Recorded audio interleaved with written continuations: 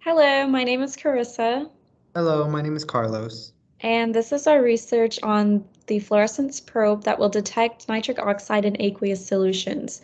So nitric oxide remains one of the leading biochemical sensors in health after its first published impact in 1987.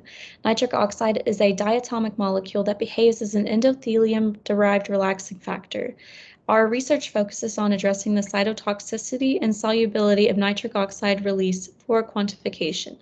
So in order to create our fluorescence probe, we coupled N-methylaniline to serve as an acceptor and methylamino 4-hydroxy 1,8-naphthalamide as the fluorophores. This results in a water-soluble sensor. In our computational study, we predicted the fluorescence behavior using a model in DMSO. This proposed structure shows that it would increase the solubility in water. The 1A molecule shows that there is a photoinduced electron transfer that inhibits the fluorescence. This is the receptor donating an electron into the HOMO -1, which prevents the LUMO from relaxing. In the 1A with the addition of nitric oxide, we see that the receptor will have a lower in energy than which will allow the HOMO and LUMO to have electron transfers, so there will be a fluorescence there. Here we have our experimental synthesis 1A. Most important part of the synthesis, we attached 4-amino-methylaniline to 1,8-naphthalamide, which gives us the structure seen here, structure 7. Then, under a 12-hour, we received the product A with a chain and byproduct B under a 12-hour reflux condition with 1,4-butanedyl.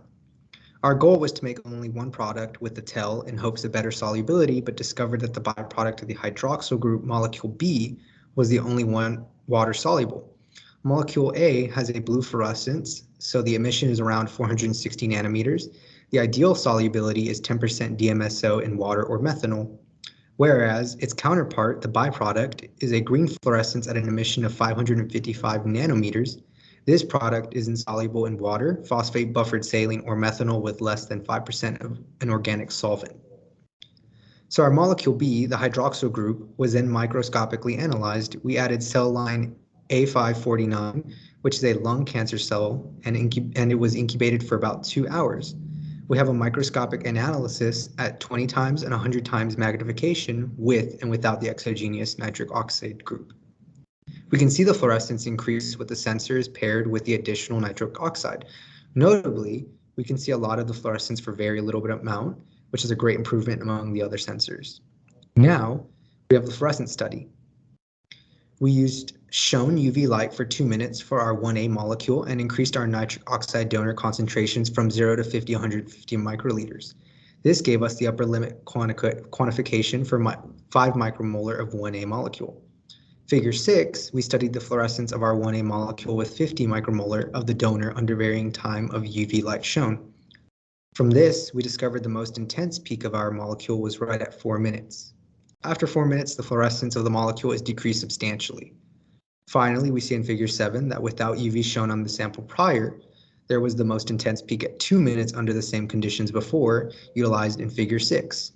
With our nitric oxide donor present, this is to contrast with the figure 6 where the fluorescence is enhanced. For our future work, we want to perform more fluorescence studies for 1A molecule under buffers and different pH levels, as well as studying the different cell lines to see where nitric oxide gas is produced. We also want to perform the fluorescence cell studies on both the product and byproduct. Thank you for listening.